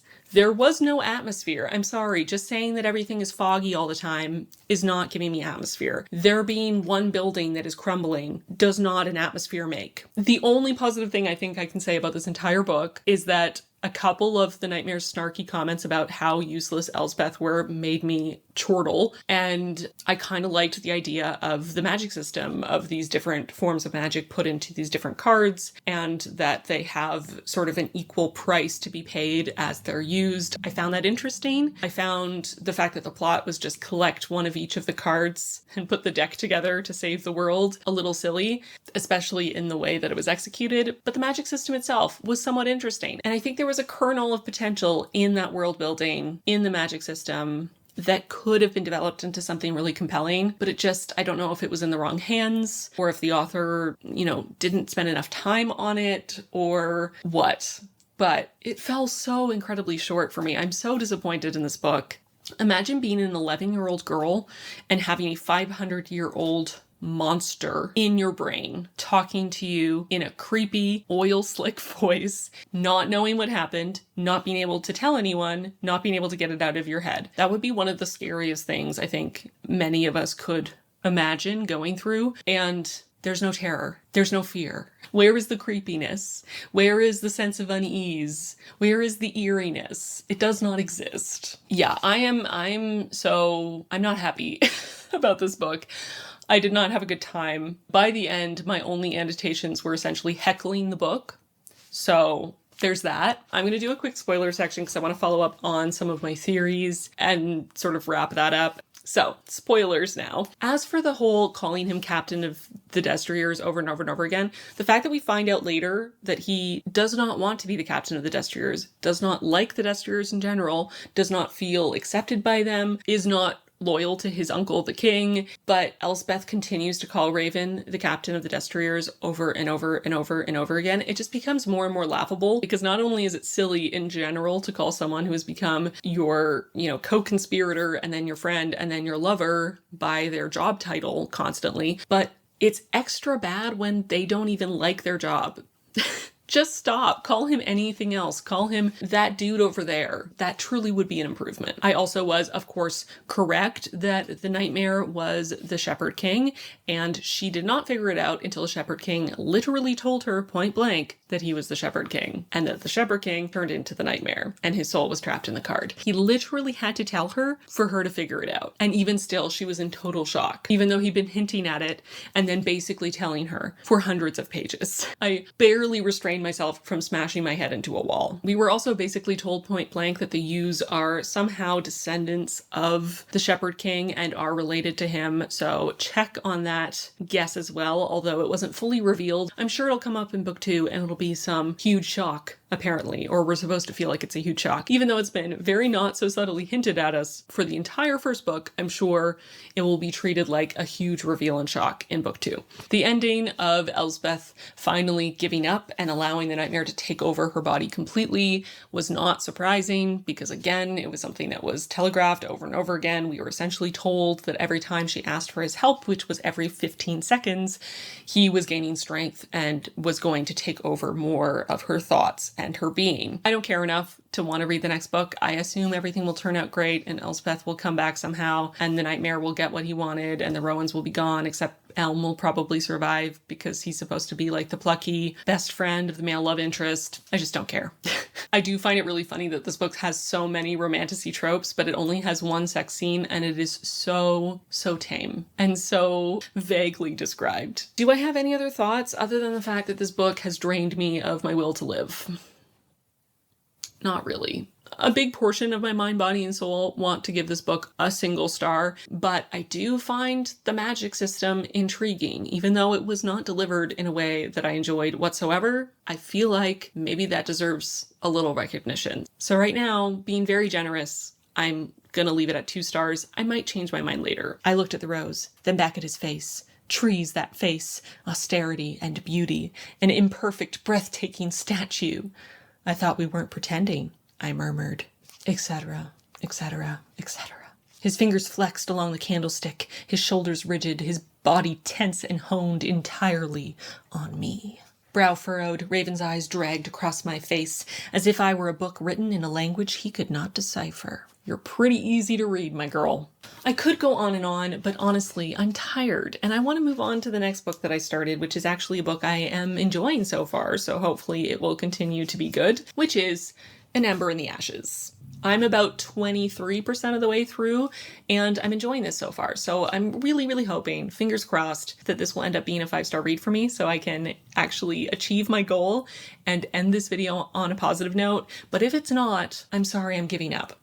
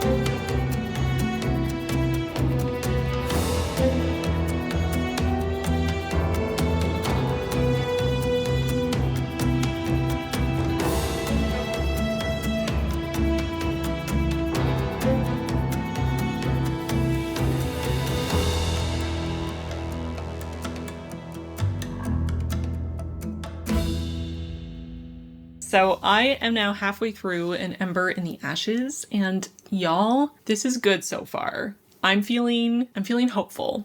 I'm afraid to speak too soon because none of the romance has really kicked off yet. We've had a couple lingering glances. We have some characters who find each other attractive. It does feel like there's a bit of a love, I don't even know, it's not really a love triangle. It's more like 2 separate love stories, and then 2 of the people from those 2 love stories are also interested in each other. So I guess it's 2 intertwining love triangles, 2 intersecting love triangles. I don't know. But none of it is really kicked off yet. It's really just those lingering glances and attraction, which does make me a bit nervous that I will also not classify this one as romantasy, just like A River Enchanted, because it doesn't necessarily feel like the romance is central to the story, at least so far. It does feel pretty plot heavy, and we are getting some really good character development as well, but it feels more focused on the world building and the plot and some of the themes and the characters than it does the romance. But there are romances I've read that are just straight up contemporary romance or something that were more of a slow burn, and the romance wasn't the central feature of the story until later in the story, and the beginning was really about character development and sometimes exploring certain themes and whatnot. So I'm trying to keep an open mind in terms of recognizing this as romantasy, but in terms of enjoying the story, I'm having a great time. I'm enjoying this in a pretty uncomplicated way. I feel like, especially after One Dark Window, this feels like it's written by a master of the English language. I have never read anything by Sabaa Tahir before, but this writing is beautiful. I feel like anything I read after One Dark Window was going to feel like it was really well written, but this, I think, genuinely is very beautifully written. I'm very much enjoying it. The world building is rich and layered and interesting. The commentary so far, the themes so far are quite intriguing. The characters are awesome. I'm really enjoying both of our protagonists, our 2 point of view characters. And I'm liking the mysteries and the intrigue that we've had so far. I'm also enjoying the various budding romances. We haven't really had much. They seem sweet so far, and I'm not irritated by a few of the tropey things that have come up. Honestly, the only thing that's made me roll my eyes so far was a comment of being able to feel a woman's curves through her armor, which, I mean... I suppose they did say the armor, which is made of metal, was made to sort of contour to their bodies perfectly. So I suppose the armor itself has curves to fit her body. But I mean, come on, just, it made me roll my eyes. I'm not going to lie. But so far, everything else but the budding romances, I'm finding very sweet. And I do give a little bit of leeway to that character, the male point of view character specifically, because it does seem like this world is particularly misogynistic, and he's grown up in this military system in essentially a military school where his best friend is the only woman who has been admitted, at least during this time. He's grown up in a very toxic masculinity heavy environment. I'll just say that. And a lot of the other characters seem to have very misogynistic views and understandings of the world. So it's realistic for him to have absorbed some of that worldview. He's not acting in a particularly misogynistic way. There are just a couple comments here and there that are, I don't want to spoil anything. He did something that took a huge amount of effort for her that was, pretty important. And she's thanking him and saying she owes him one. I don't remember if he said it out loud or just thought it in his head, but don't turn into a girl on me now. And I'm like, is it girly to express gratitude? Is it girly to be a good friend? Is it girly to be reciprocal in your relationships? But again, considering the environment he has been raised in, it makes sense. I'm just putting a pin in it. I'm just noticing it. Okay, so that and that one comment about being able to feel her curves through her metal armor are the two things that I'm putting a pin in. I'm just keeping an eye on them. But I'm really enjoying this. Like I said, characters, check. Plot, check. World building, check. Thematic content, check. So far, we don't have a lot in the way of magic, but we've just had a couple inklings of something maybe otherworldly. So I can't really speak to the magic system if there is going to be one yet, but we're starting to get a little bit of that. And it's been interesting so far. But yeah, I don't think I have spoilery things to say because everything is still really in the developing stages in terms of the plot. It's not that things are exceedingly slow paced, but it just has taken some time for all of the people to be where they need to be and all of the events to kind of get going. And so far, there hasn't been any huge reveal that I'm super shocked by or anything that I feel like I really need to get off my chest. I'm just enjoying this. It feels like a lovely rest for my eyeballs that were starting to ache from all the eye rolling I was doing during the last read. So I'm going to go off and read the second half of this book. Fingers crossed. Cross your fingers and toes for me that this is going to keep being as good as it has been in the first half so I can give a book 5 stars for this video. And that the romances will become more prominent in a integrated, well thought out, natural way so that I will feel comfortable classifying this as romantasy. I'm hopeful. It's going to happen. It'll happen. Okay, I'm going to go finish this.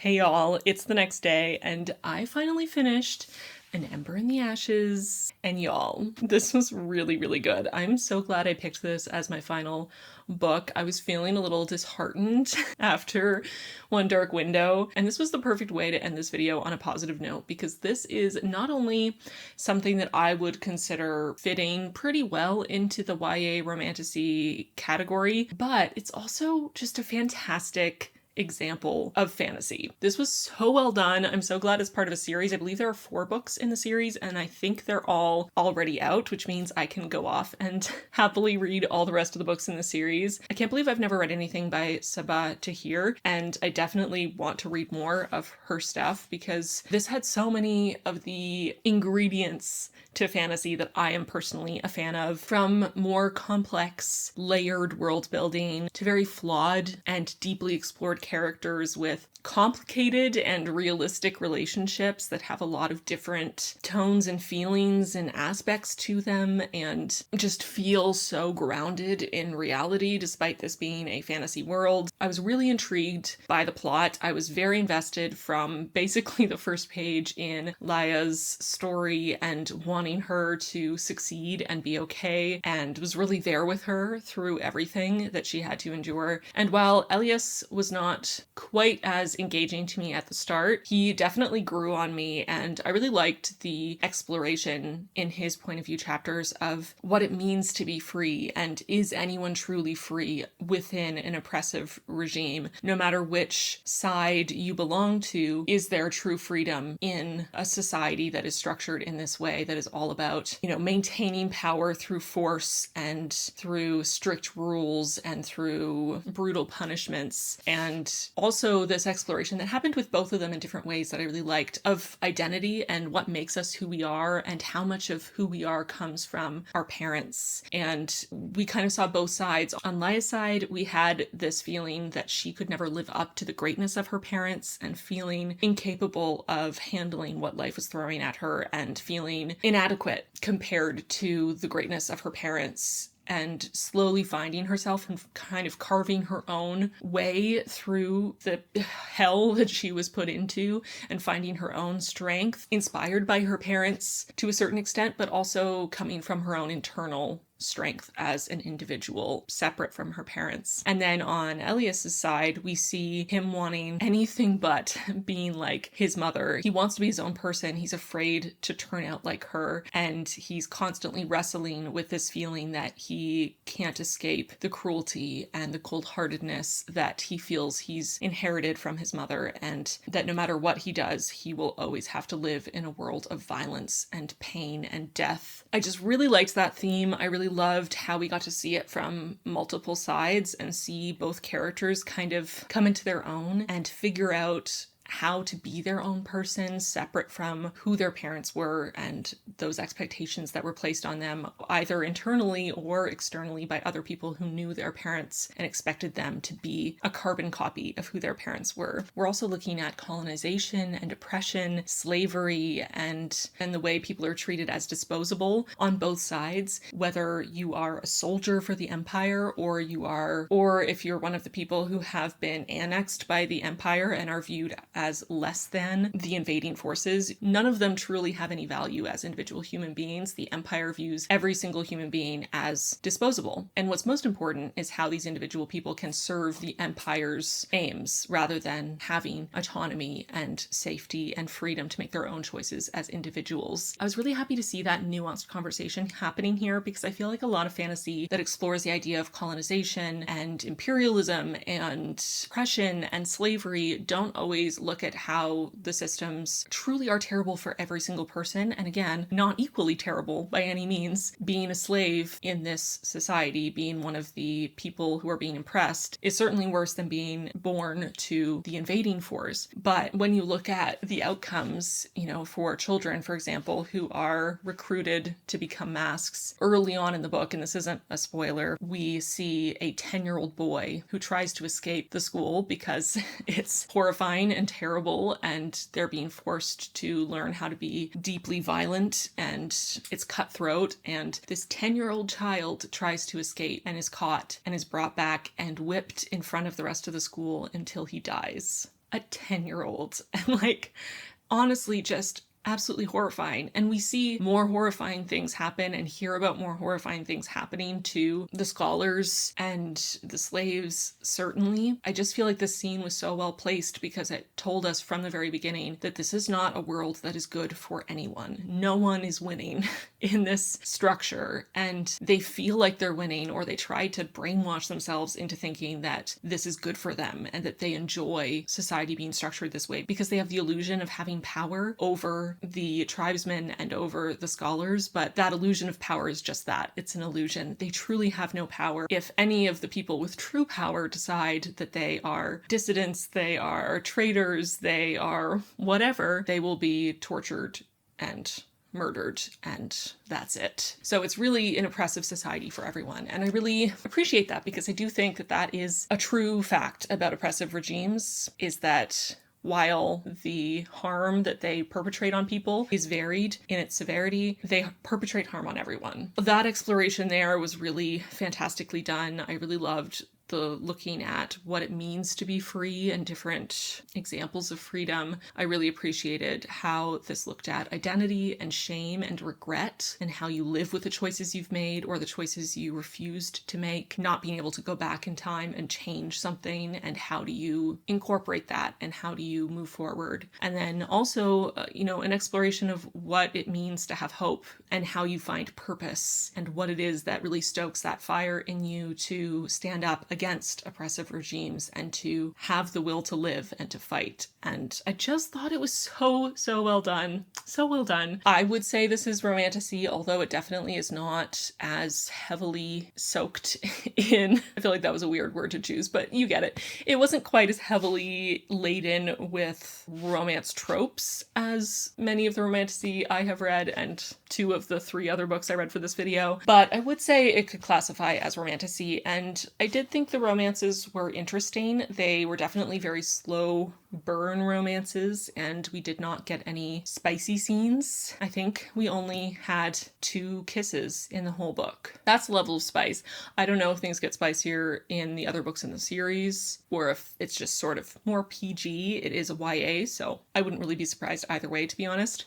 But I liked the romance. I thought it was interesting. I thought the characters were intriguing. I liked that it was done in a more realistic way and less of a super melodramatic way. But there were a couple little moments that, they were a little tropey, or they were a little, my eyes almost started rolling. But I feel like they were handled in a subtler way that made them not stand out so glaringly as being a little tropey. I do still find it a little annoying that Elias had this, weird thing of always reacting to anything Helen did as, oh no, don't turn into a girl on me now. I understand why he's that way, but it definitely was getting annoying by the end. It's like, yes, she is a girl. And no, girls are not the only ones who get crushes on their friends and get hurt when it seems like their friends like someone else, and, act weird around someone when they feel like they've been rejected. I feel like women could tell you scores of stories about men acting weird when they're rejected and getting jealous and having crushes on their friends. Happens every day. I'm trying to think if I have spoilers to share, and honestly, I don't know if I really have anything to say that is spoilery. I'm looking forward to what happens in the next book. I felt like the ending was satisfying while still keeping the door open to the story continuing. I thought that was really well done. Oh no, wait, I actually have one thing to say that is a spoiler that really irritated me. So I'm gonna do the shortest spoiler section of all time. So spoilers, the fact that right before his execution, Elias is able to disarm Marcus and hold a knife to his throat and could have killed him and chose not to because he didn't want to kill him. He just wanted to prove that he could, is the stupidest thing I've ever heard, because he knows how terrible Marcus is. He knows that he is a rapist, a murderer, that he enjoys raping and murdering, that he is going to be a terrible, brutal emperor. He also knows that his best friend is sworn to be his servant, essentially, and will probably be raped and brutalized and treated terribly by this man who should not be the leader of anything, and he has the chance to take him out, knowing that he was already going to be executed, so it's not like there are literally any consequences for him that he's not already facing. It should be the easiest choice, and I get that he is struggling with murdering people and is not happy about being forced to be violent, but you know, sometimes you take one for the team and you murder the tyrant before they have a chance to become a tyrant, you know? So I was very disappointed in Elias in that moment that he just said, oh, I just wanted to prove I could take you out. That's it. I don't actually care about killing you. Dude, think about the future for more than 0.2 seconds and realize that the world would be better off if he was gone. That would mean that Helene would become the empress, and while she's not perfect and definitely buys into the colonial mindset and slavery much more than one would hope, at least she has some semblance of humanity, I don't know, and wants to make things slightly better for scholars and women. But fine, sure, you do you. I was almost tempted to lower my rating just because of that moment, because it's so irritating to me, and I imagine that the reason it was done is because the author wants Marcus to be around for at least the next book or a part of the next book as an antagonist to keep conflict going, and I get it, I truly do. And maybe it makes sense for Elias, maybe that is a flaw of his, that he really struggles to make decisions in the moment that make him feel uncomfortable, even if they are in fact the best thing to do for, you know, the world at large. That would make sense for his character. It's annoying because we literally just watched him murder a bunch of his friends because he felt like he had no choice a couple days before this. So murder the evil guy, you know, just do it. Take him out for all of us and make our lives better. No? Okay. That is honestly the one thing that would have brought my rating down. There are reasons that could justify it, I guess, and I don't think it's enough to take away from the brilliance that was the whole book. So I'm not going to let it lower my rating, but I just want to put a pin in that and make my irritation known because, come on, seriously, take one for the team, okay? You're already going to be beheaded, just take him out with you. I think that's all I have to say for spoilers. Usually I do like to reserve spoilers for things that I feel like ranting about a little bit. Generally, if I just thought a bunch of things were well done, I'm not going to go through them one by one and list how I liked that they were done that way, you know? So I was really impressed by this, and I'm happy to say that I'm giving An Ember in the Ashes 5 stars, which means I succeeded at this challenge. I actually found a romantasy that I loved and gave 5 stars to that did not make me lose my will to live or lose faith in all literature,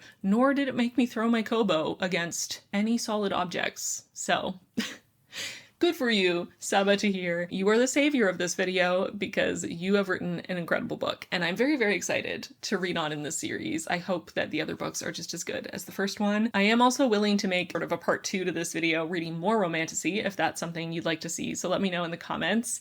Also tell me in the comments your thoughts on the books I read in this video. If you've read them, do you agree with me? Do you disagree? Are there other romantasy books you think I would love based on, you know, how I felt about these 4? Have you read some of the others on the list and you want to tell me if you think I'd like them or not? Leave all that in the comments. I would love to read your thoughts. A quick ranking of the books I read in this video. I feel like it's obvious because I gave different star ratings to each of them, but just to reiterate, from bottom to top, we have One Dark Window, That Time I Got Drunk and Saved a Demon, A River Enchanted, and An Ember in the Ashes. Thank you again to Parade for sponsoring this video. Don't forget they have their summer sale on now until July 5th. So click the link in my description box and use my discount code BRIDE50 for 50% off their website until July 5th. You don't want to miss this sale. You don't want to miss getting 50% off. So click the link below, use my code BRIDE50 and get you some Parade today. I want to thank my patrons for their support, and I want to thank you for watching all the way to the end of this very long video. I truly appreciate it. And if you did make it to the end, leave a series of emojis in the comments that you feel represent this video or the books I read in this video, so I know you're a real one. So that's it for this video. Thank you so much for watching, and I'll see you really, really soon in my next one. Bye, friends.